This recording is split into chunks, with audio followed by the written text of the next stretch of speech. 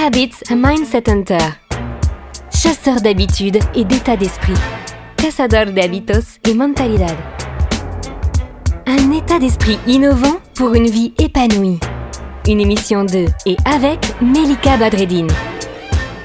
Bienvenue, très heureuse de vous retrouver aujourd'hui. J'ai envie de vous parler d'Abdel. Abdel, ce jeune homme merveilleux de 26 ans, salarié chez une boîte de BTP. Abdel, il vient me voir un samedi matin, comme ça, et il doute de rien. Et il me dit, en fait, j'ai une voix qui me parle dans ma tête, je crois qu'on est plusieurs dans ma tête.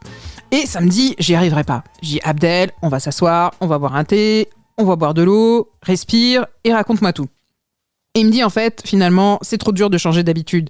En fait, ce que je voulais, moi, c'est de partir en voilier. Je voulais doubler mon chiffre d'affaires et je voulais faire tout ça. Mais en fait, je fume et je mange des petits gâteaux. Je citerai pas la marque. En fait, finalement, Abdel, ce qu'il voulait, c'est prendre vraiment conscience de ce qui se passe dans sa tête. Son encas est trop gras, il a une mauvaise habitude, mais au-delà de ça, on est d'accord que fumer, c'est aussi une addiction.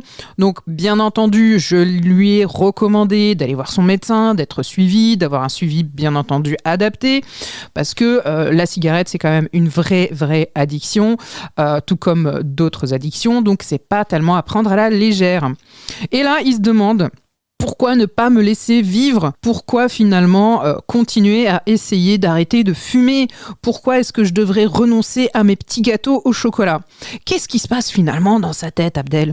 Qu'est-ce qui se passe dans son conscient et dans son inconscient ? En réalité, ce qu'il voulait, c'est vaincre cette sorte de puissance qu'il avait dans sa tête et je l'ai invité à observer ce qui se passait dans son esprit. Et oui, parce que le mental dit, par exemple, d'arrêter de courir, d'arrêter de manger correctement, d'arrêter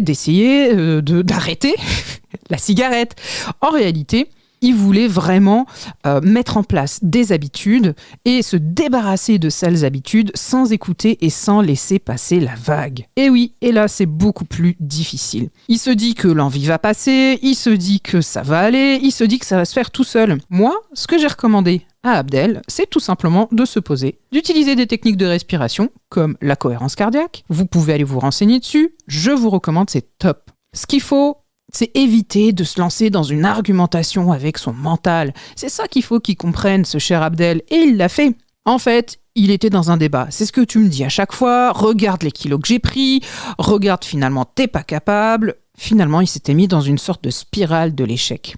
Et il était, bien entendu, jamais content, puisque selon lui, il suffisait d'avoir de la volonté. Ce que j'ai invité Abdel et ce que je vous invite tous à faire, c'est de comprendre réellement les vraies raisons. Pourquoi, réellement, il mange ces petits gâteaux ? Pourquoi, finalement, il a envie de fumer ?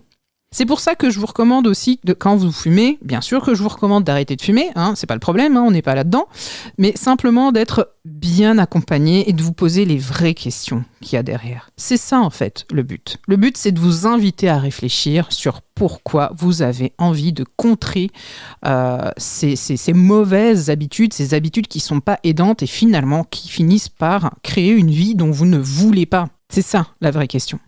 Et je m'arrête là aujourd'hui. Posez-vous les vraies bonnes questions. Cette émission est maintenant terminée et comme dit Melika, fuck bullshit, love. Retrouvez l'ensemble des podcasts de Melika sur toutes les bonnes plateformes de streaming. Infos, actu, formation, coaching, ouvrages sur melikabadreddine.com.